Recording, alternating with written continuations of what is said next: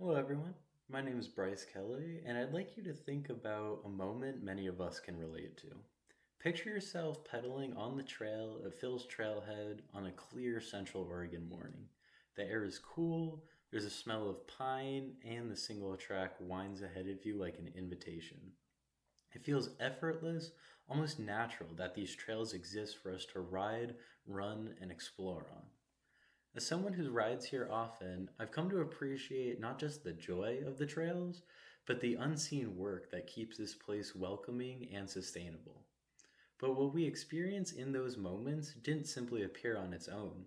Phil's trail system exists because people have poured time, skill, and care into shaping and maintaining these paths in a way that protects the land beneath our tires and feet.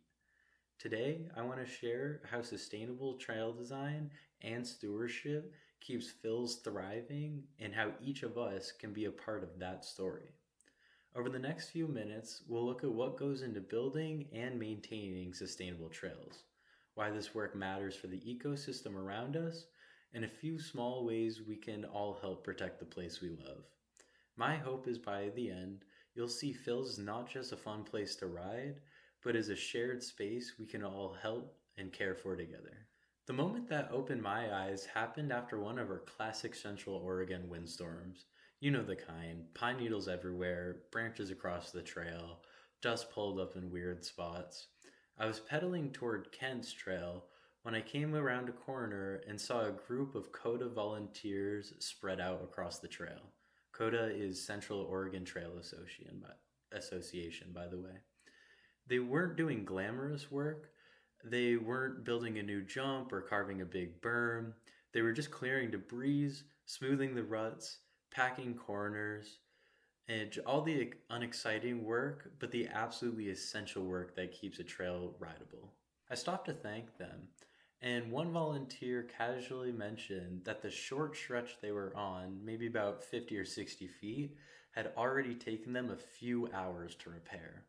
Another added that building a mile of sustainable trail can take hundreds of hours. That's not even counting the maintenance that comes afterward. I remember just standing there on my bike, taking that in. Hundreds of hours for 1 mile, and riders just zip across it in a few minutes.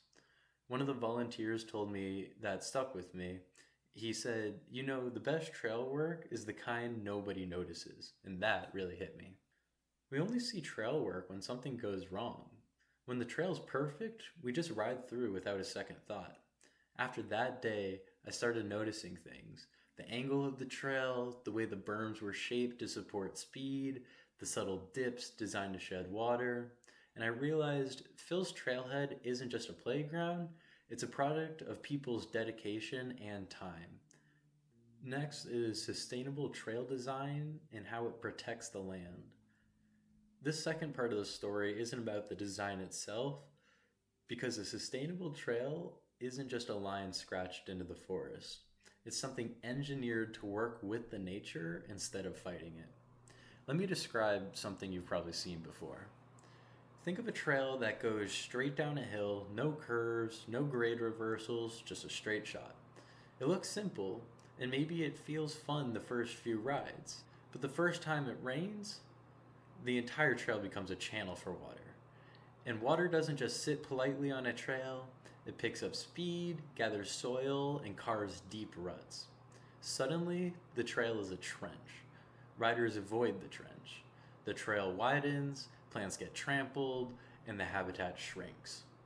That's one poorly designed trail affecting an entire slope. Now, compare that to a sustainable trail, such as the ones trail builders at Phil's are so intentional about. These trails follow the natural contours of the land. They roll gently, rise and fall, and use subtle shaping to direct water off the trail instead of down it. They look effortless, but they're actually carefully planned to protect both the rider experience and the ecosystem. You can almost always tell when a trail is sustainable because it feels smooth, natural, and almost intuitive under your tires. You don't have to be an expert to notice these things once you know what to look for.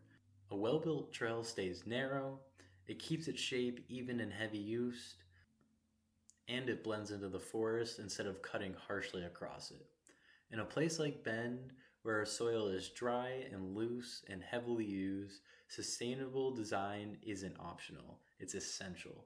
Without it, fills would erode faster than volunteers could keep up with it. Trail users help keep fills thriving.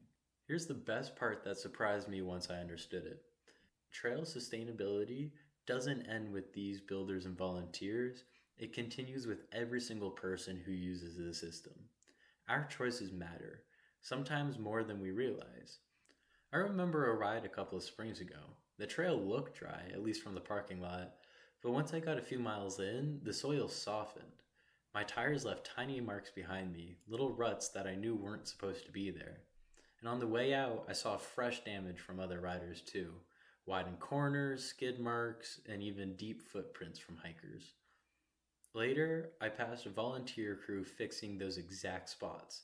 It was a good reminder that even if we don't mean to, our impact adds up. The thing is, it doesn't take huge behavior changes to make a difference. It's the little things, such as riding when the trails are dry, staying on the track, even when the edges look tempting, braking earlier instead of skidding into turns, respecting closures, slowing down when passing hikers or families, and be willing to walk around a muddy spot instead of cutting a new line. Individually, these actions feel tiny, but collectively, they're powerful. They are what allow fills to stay healthy even as more people ride, more people hike, and more powerful e-bikes show up every year. It's shared stewardship, and it's something every rider can be a part of. So, as we come full circle, I want to return to that moment at the start of the speech. When the air was crisp, the pines were standing tall, and the trail was winding forward like it's welcoming you back. Now imagine that moment again, but this time imagine seeing the story behind it. Imagine seeing the hours of digging, shaping, and maintaining that keep the trail smooth. Imagine the invisible design beneath your tires, guiding water away instead of letting it erode the hillside. Imagine the collective choices of riders and hikers that preserve the land day after day. Once you know what goes into these trails, it's almost impossible to unsee it.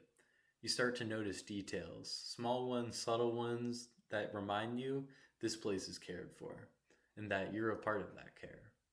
My hope is that after today, when you head out for your next ride or hike at Phil's, you feel a little more connected to the story behind the trail.